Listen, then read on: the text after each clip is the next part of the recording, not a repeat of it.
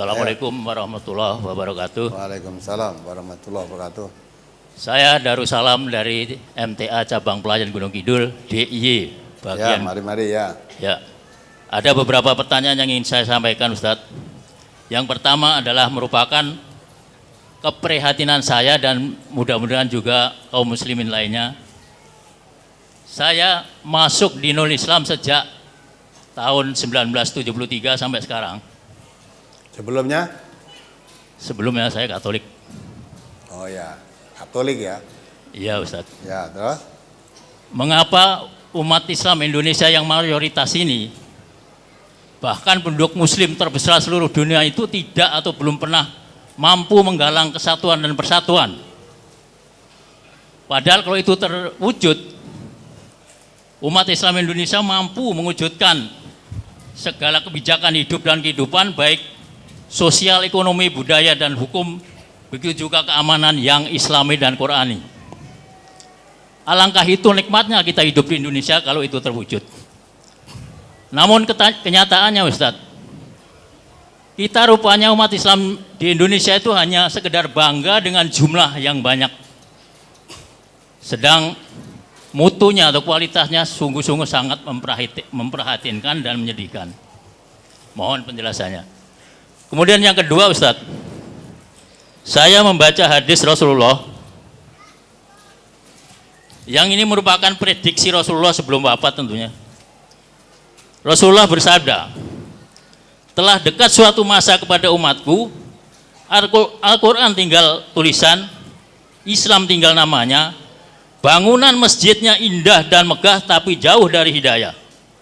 Sementara ahli ilmu atau para ulama adalah seburuk-buruk makhluk di bawah langit. Karena dari merekalah timbulnya fitnah, dan kepada mereka pula fitnah itu akan kembali. Mohon penjelasannya, Ustadz.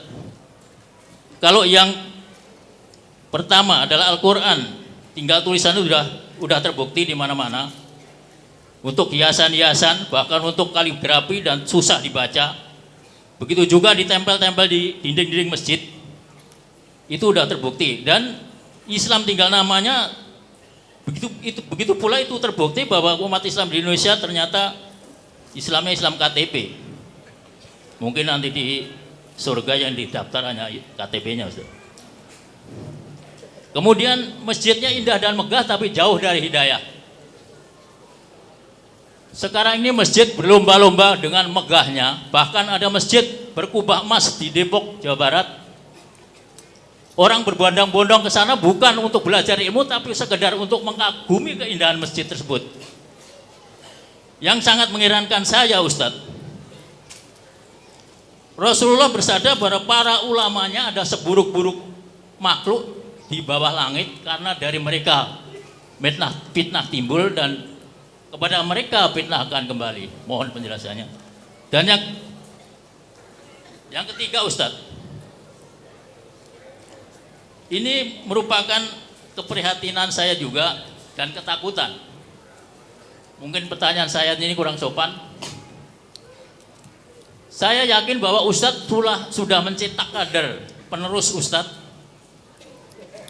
yang kemampuannya mungkin tidak jauh dari Ustadz dalam hal menjawab begitu tegas, tandas, sabar. Sebab apabila sewaktu-waktu Ustadz, maaf Ustadz, mati. Kita semua tidak ya, betul.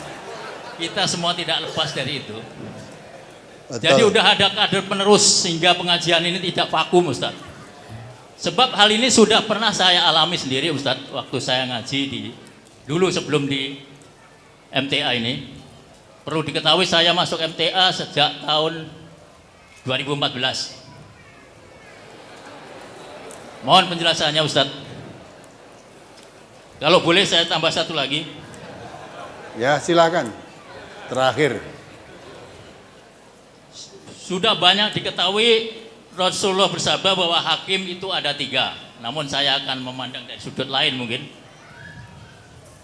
Hakim yang pertama adalah orang yang tahu kebenaran dan dia memutuskan perkara dengan kebenaran itu dia masuk surga.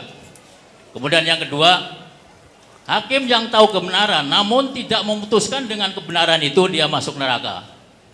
Yang ketiga, hakim yang tidak tahu kebenaran dia memutuskan perkara untuk masyarakat dengan ketidaktahuannya atau kebodohannya, dia masuk neraka.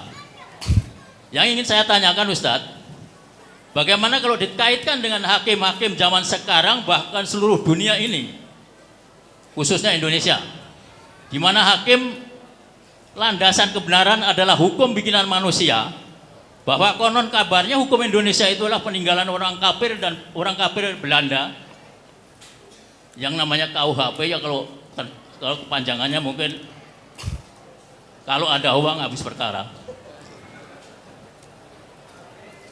Berarti hakim-hakim Indonesia itu memutuskan perkara bukan dengan kebenaran yang hakiki, karena yang dipakai adalah hukum bikinan manusia yang pasti batilnya. Berarti hakim Indonesia itu semua masuk neraka. Mohon penjelasannya Ustadz, terima kasih. Wassalamualaikum warahmatullahi wabarakatuh. Ada yang mau nyambung Ustadz, saudara kita? Cukup Bapak, sudah waktunya habis. Waktunya sudah habis ini. Udah pas habis, belum dijawab sudah habis ini. Apa dijawab minggu yang akan datang aja lah, udah habis. Jadi ya saya jawab singkat-singkat ya. Mengapa umat Islam Indonesia belum mampu menjalin persaudaraan, persatuan, baru sebatas jumlah yang banyak. Itu mestinya tanya kepada diri saudara sendiri. Saudara juga orang Islam, jangan merasa dulu Katolik setelah masuk Islam keblasuk iki. Wah, baik umat Islam ya mung kaya ngene, jangan. Kalau kita tahu, tadi sudah berulang kali saya jelaskan, Islam itu sumbernya dari mana? Quran. Kalau umat Islam semacam ini berarti menunjukkan umat Islam itu jauh dari sumber aturan agamanya. Apalagi kalau Bapak dari Pelayan, Gunung Kidul. Kan pernah di demo toh? Nah, karena ngaji Quran di demo. Tidak boleh, maunya jangan ngaji di sini, harus dibubarkan. Nah itu, ya lawang dikaji aja nggak boleh, apalagi bisa mengamalkan. Jadi sebetulnya rusaknya umat Islam itu jauh dari tuntunan. Allah SWT menjelaskan bahwa sebelum Quran diturunkan, Nabi Muhammad diutus, wa in kanu min qablu lafi dhalalim mubin. Manusia dalam kesesatan yang nyata. Karena tidak tahu kebenaran. Sumbernya kebenaran itu Quran. Maka setelah Nabi Muhammad diutus menebarkan kebenaran, orang-orang pada saat itu jahiliyah kan menerima kebenaran. Nah, jadi selamat, tentram, bahagia, satu, karena umat yang satu. Wa inna hadhihi ummatukum ummatan wahidah. Umat Islam itu umat yang satu. Ya. Tapi di belakang Rasul, umat yang satu ini memecah belah. Umat Islam itu menjadi bergolong-golong, tiap golongan merasa bangga dengan golongannya. Seperti yang tadi diterangkan tadi. Jadi musyrik. Jadi tidak usah maunya lain-lain karena jauh dari pengertian agamanya. Ini tidak mungkin akan menjadi baik kalau umat Islam tidak merubah dirinya sendiri. Innallaha la yughayyiru ma biqaumin hatta yughayyiru ma bi anfusihim. Keadaan semacam ini tidak akan menjadi baik kecuali kalau umat itu mau merubah keadaannya. Kalau rusaknya umat itu karena jauh dari Al-Qur'an, ingin menjadi baik, mari kita kembali kepada Al-Quran. Kalau enggak kembali pada Al-Quran, enggak mungkin akan jadi baik. Kalau manusia atau bangsa atau manusia pribadi bisa menjadi baik tanpa Quran, Allah tidak menurunkan Al-Quran, tidak mengutus Nabi Muhammad. Karena sebelum Al-Quran diturunkan, Allah telah mengutus beberapa nabi dan sudah menurunkan kitab suci. Tapi ngapa masih Quran? Karena sebelum Quran diturunkan, Nabi Muhammad diutus, manusia dalam kesesatan.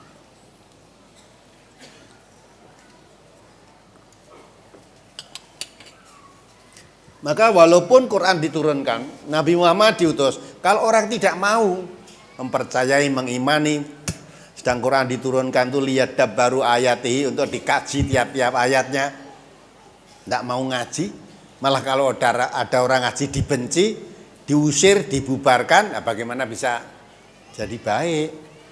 Jadi kalau tanya pada saya, sebab pokoknya umat ini sudah mulai jauh dari Qurannya. Kalau ingin jadi baik, ingin satu, mari kembali pada Quran. Ini Pak ya. Kalau ingin umat Islam satu, tidak mungkin tanpa kembali pada Al-Quran. Karena Al-Quran itu pemersatu umat. Ya, pemersatu umat itu Al-Quran. Nabi kita Muhammad SAW tidak bisa menyatukan umat. Allah mengatakan, ya, dalam satu ayat diterangkan oleh Allah. Fa'allafa baina qulubikum. Lau anfaqta ma fil ardi jami'an ma alafta baina qulubihim. Walakinnallaha alafa bainahum. Nabi Muhammad ini dikatakan oleh Allah. Engkau Muhammad andai kata disediakan harta kekayaan sepenuh bumi itu untuk membiayai supaya umat Islam itu satu, tidak akan bisa. Walakinnallaha alafa bainahum, tetapi Allah lah yang mensatukan hati mereka. Nabi Muhammad saja tidak bisa menyatukan umat Islam. Sekalipun disediakan dana sebanyak bumi ini, tapi yang menyatukan umat Islam itu Allah. Dengan apa Allah menyatukan hati umat Islam ini? Wa'tasimu bihablillahi jami'an. Pegang teguhlah.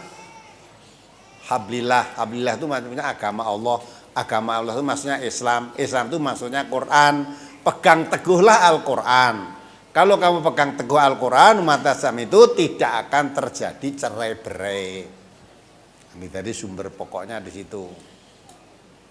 Maka jangan kita menghayal. Ya sebetulnya kalau umat Islam bisa satu memiliki kekuatan. Iya, tapi jangan menghayal. Bagaimana untuk satunya ini? Maka kita mulai dari diri kita sendiri. Ibda' binafsik. Mulai dari diri kita sendiri. Kita yang mengkaji ini tanamkan perasaan persaudaraan sesama kita. Ya, sama-sama kita ngaji, sama-sama kita memahami. Mari kita wujudkan kebersamaan ini. Jangan terkotak-kotak oleh partai, oleh golongan dan sebagainya. Maka MTA tidak berpartai politik.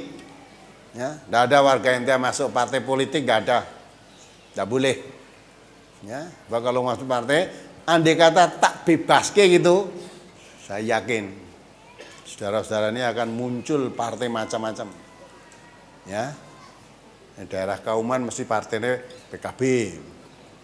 Ya, daerah Sragen atau daerah mana ya Jawa Tengah lah, partainya mesti PDI. Ya dah? Di daerah Jogja sana mungkin PAN. Ya dah? Mungkin. Nah, maka ini datang dari berbagai penjuru. Ada dari Jogja, dari Klaten, ada Jawa Timur, ada Jawa Tengah, ada Banjarnegara. Partaimu apa? Tidak ada partai. Walaupun saya yakin dulunya Pak pimpinan-pimpinan partai semua. Sekarang baju partai dilepas. Ya, sebab kalau Bapak ini masih partainya P3, ini P3, ini PKS, ini PAN, ini mana yang paling baik? Nah, sing P3 ini sing apik P3. Sing PKS sing apik PKS. Ya, yang PAN juga begitu. Wis aja rame sing apik PDI. Nah, gitu dah, gitu dah. Nah, ini demokrasi kok, ya dah. Perjuangan. Maka itulah masing-masing merasa bangga dengan partainya, sudah tidak bangga dengan Islamnya.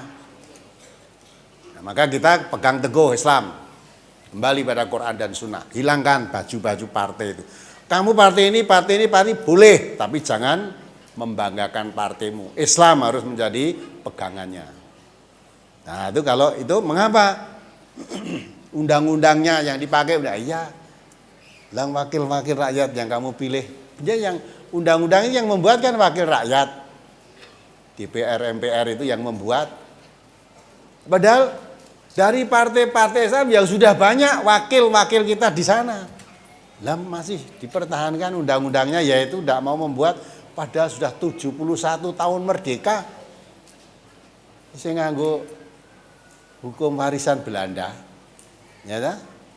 Kok ora iso gawe dhewe, padahal orang-orang pinter-pinter yang di sana juga banyak. Kenapa enggak membuat sendiri? Nah, jangan tanya saya, tekono-kono. Nah, kalau tanya sana, terus kita juga, lah kenapa kamu pilih dulu? Nah, mau pilih, orang iso gawe undang-undang malah mempertahankan undang-undang Belanda gitu, mbok pilih. Nah, kenapa kamu pilih? Lah dikai D1 kok. Kayak D50 tak serangan fajar. Oh lah ya wes, kalau memang itu yang kamu butuhkan, wes jangan harapkan yang lain. Untukmu ya mung kuwi. Nah, itu ya. Jadi tahu Bapak ya. Itu masalahnya jauh dari tuntunan Al-Qur'an. Kita tidak khayal kalau ingin bersatu umat Islam ini kok tidak mau kembali pada Al-Qur'an, itu tidak mungkin.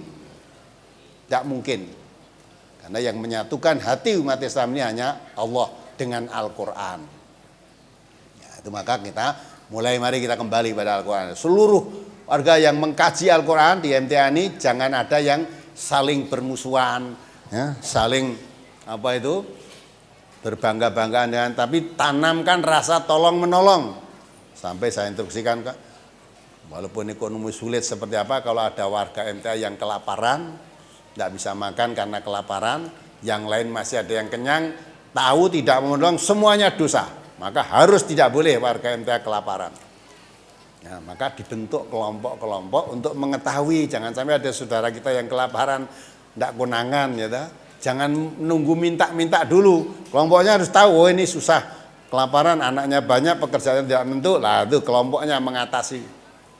Kelompok nggak bisa atasi, kelompok naikkan ke cabangnya, perwakilannya, sampai ke pusatnya. Dalam rangka mempraktekkan itu, jaga kesatuan. Nah, kalau kita orang yang ngaji aja tidak bisa satu, apalagi yang tidak, ya. Nah, itu harus disadari. Kita berusaha merubah, Allah tidak merubah nasib suatu kaum kecuali kaum itu mau merubah keadaannya sendiri. Terus apalagi? Ya, ini betul hadis Nabi tadi menangkan. Memang begitulah.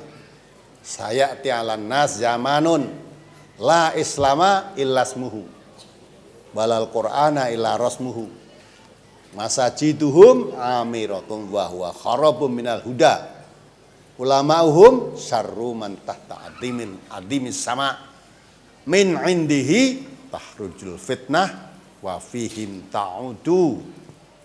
Kan datang suatu masa Islam itu tinggal namanya, ngakunya Islam, identitasnya Islam, malah ada hajinya barang, ya, haji kan Islam kan, tapi perilakunya, perbuatannya jauh dari Islam. Yang korupsi-korupsi itu yang Islam ada enggak? Apa Islam membolehkan korupsi? Nah, mengapa orang Islam korupsi? Nah, itu Islam tapi jauh dari Islam. Yang mencuri, dah semua bentuk kemaksiatan, kejahatan itu larangan Islam. Tapi banyak orang yang beridentitas Islam melakukan hal itu. Jadi punya Islam tapi perbuatannya jauh dari Islam. Quran tinggal tulisannya ya sudah, tidak tahu kan, tadi sudah diterangkan, tinggal tulisan ada di mana-mana tulisannya. Tapi nggak pernah dibaca, diamalkan. Apalagi diamalkan, dikaji aja udah tidak boleh kok. Bagaimana mengamalkan? Nah, itu jadi rusaknya ini juga karena kita sendiri, umat Islam itu sendiri. Masjid-masjidnya rame, tapi tidak nurut tuntunan. Ya, masjid kalau untuk ngaji malah tidak boleh, diusir. Masjid tak nggo ngaji, nek ngaji maca boleh, nek ngaji memahami Quran tidak boleh. Ya Pak ya. Nah, mau apa lagi kalau sudah begitu? Ya, di masjid padahal. Masjid itu rumah Allah. Yang dikatakan oleh Rasulullah, khairukum man ta'alamal Qur'an wa 'allamahu. Sebaik-baik kamu itu orang yang belajar dan mengajarkan Al-Qur'an. Ya, tadinya tidak tahu karena belajar Quran jadi tahu. Nah itu kalau dilaksanakan di masjid-masjid tidak boleh. Tidak boleh. Tapi kalau di masjid untuk remi boleh nggak? Boleh, untuk sekak boleh, remi boleh, ya. Untuk tidur boleh, ya. Pokoknya aja mbok nggo ngaji Quran. Nek ngaji maca wae. Nek dipahami nggak boleh di sini. Nah, itu jadi masjid apa kalau gitu? Ya, itulah, maka kondisi semacam itu tidak akan berubah kecuali kita merubah sendiri. Ya, gitu kan? Ulamanya sejelek-jelek manusia di dunia ini, di bawah kolong langit, di bawah langit itu sejelek-jelek manusia ulama. Mengapa ulama kok jelek? Padahal ulama itu warasatul anbiya, pewaris para nabi kok jelek? Gitu kan? Lah kalau ulama itu mewarisi para nabi, tidak ada ulama yang jelek. Diterangkan itu jeleknya di mana? Ulama tadi memfitnah pada ulama yang lain. Ulama yang difitnah mengembalikan fitnah kepada yang memfitnah tadi, sehingga antara ulama dan ulama saling fitnah memfitnah. Kalau kita lihat seperti itu berarti itu sudah bukan ulama. Tidak ada ulama kok fitnah memfitnah. Karena dalam brosur tadi sudah ada al fitnatu asyaddu minal qatl. Fitnah itu lebih dahsyat, lebih besar dosanya daripada pembunuhan. Lah ini kok dilakukan oleh ulama-ulama. Maka hanya kita aja yang mengatakan itu ulama. Kalau ulama suka fitnah memfitnah itu bukan ulama. Ya, hanya kamu aja menyebut ulama karena kamu lihat jenggotnya panjang, jubahnya besar. Wah ini ulama ini. Ya, nah, kemarin siapa itu? Gus apa kemarin? Gus Akom. Ya, Gus Akom kemarin. Kaget di sini melihat ketemu saya, loh, delok pakaiannya kok kaget. Iya, kok bahkan pakaian. Memang saya bukan ulama, saya bukan ulama. Ya iya, saya bukan kiai kok. Saya bukan habitatnya Kiai Slamet, ya, Kiai Brojol, Kiai Guntur Madu, bukan, saya bukan habitatnya. Ya, nah orang itu lihat gitu aja. Nah, maka itulah tertipu kalau kamu lihat pakaiannya. Nah, sudah kalau fitnah memfitnah, padahal ulama itu sebesar seperti apa, ulama itu mesti punya pengikut. Kalau ulama A memfitnah ulama B, pengikutnya ulama A mesti mendukung. Lah ulama B yang difitnah balas juga. Memfitnah pada ulama A. Sedang ulama B tadi juga punya pengikut. Akhirnya ulama sama ulama ada pengikut dan pengikut saling bermusuhan, fitnah memfitnah. Apa yang terjadi?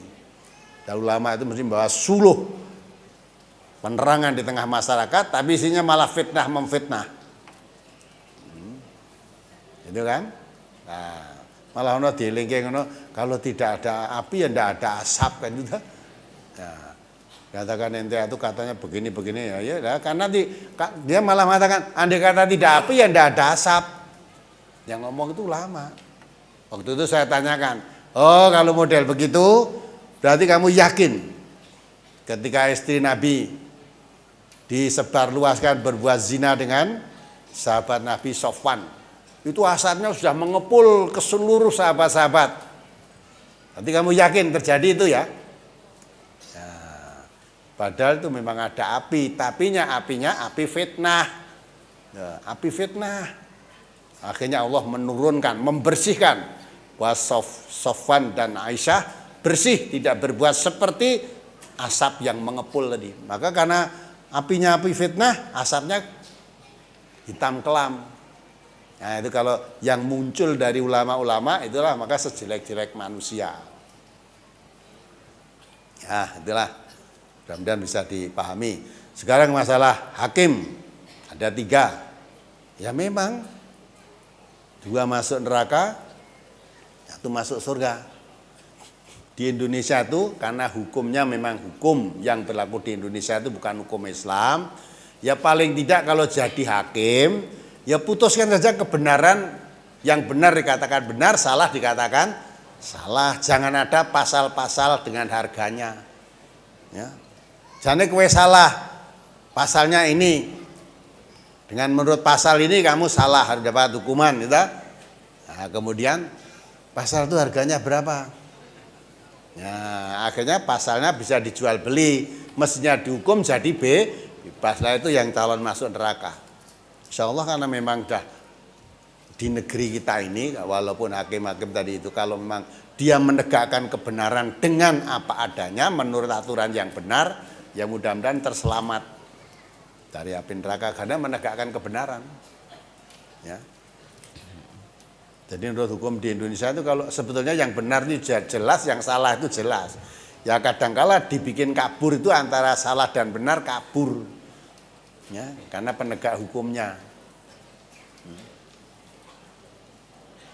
Lalu dilarang sekarang dan pemberantasan suap begitu rupa kok, pemberantasan korupsi malah ada jaksa yang korupsi. Ya, dilarang. Itu mau apa lagi kalau begitu itu? Nah ini sudah, nah inilah kalau penegak hukumnya sudah ya tidak lurus ya sudah mesti hancur. Karena Nabi kita juga mengatakan rusaknya umat dahulu itu karena tidak tegaknya hukum. Kalau hukum tidak ditegakkan ya umat sampai sekarang sampai kapanpun kalau hukum tidak ditegakkan mesti rusak. Itu Nabi sudah mengatakan rusaknya umat dahulu karena tidak tegaknya hukum. Ya. Ya insya Allah kader penerus ya mudah-mudahan Allah akan mengirim kader penerus. Andai kata saya mati sewaktu-waktu insya Allah kader penerus. Ya memang betul pertanyaan Bapak itu. Apa harap urip terus tuh? Ya sudah disiapkan kader penerus. Ya mudah-mudahan penerus itu aja mati sih. Wong jenenge penerus kok. Ya karena penerusnya harusnya jangan mati diterus, kok malah mati dhisik kan jadi penerus nanti. Ya dah kita percaya pada Allah lah. Siapa insya Allah, ya Allah insya Allah akan mengirim. Kalau memang itu umat itu perlu pimpinan, nanti Allah akan mendatangkan. Saya berharap penerus saya tidak seperti saya, lebih baik, lebih pandai, ya, lebih tegas dalam menegakkan agama Islam ini. Nah itu harus begitu. Penerus kalau saya diteruskan baik. Ya tidak maju, harus lebih pandai. Nah gitulah. Dalam keprihatinan Bapak, saya rasa tidak hanya sendiri, termasuk keperhatian kita umat Islam seluruhnya kalau mau kembali. Bapak mungkin merasa keprihatinan itu setelah ngaji, setelah ngerti tuntunan. Oh Islam itu harusnya begini kok, mengapa kok terjadinya begini? Kalau tidak pernah ngaji, orang anak prihatin gitu. Ya, malah merasa bangga dengan apa yang ada kok. Mudah-mudahan dengan pertolongan Allah sedikit demi sedikit umat Islam akan kembali kepada Quran dan sunnahnya sehingga umat Islam menjadi umatan wahidah, umat yang satu lagi.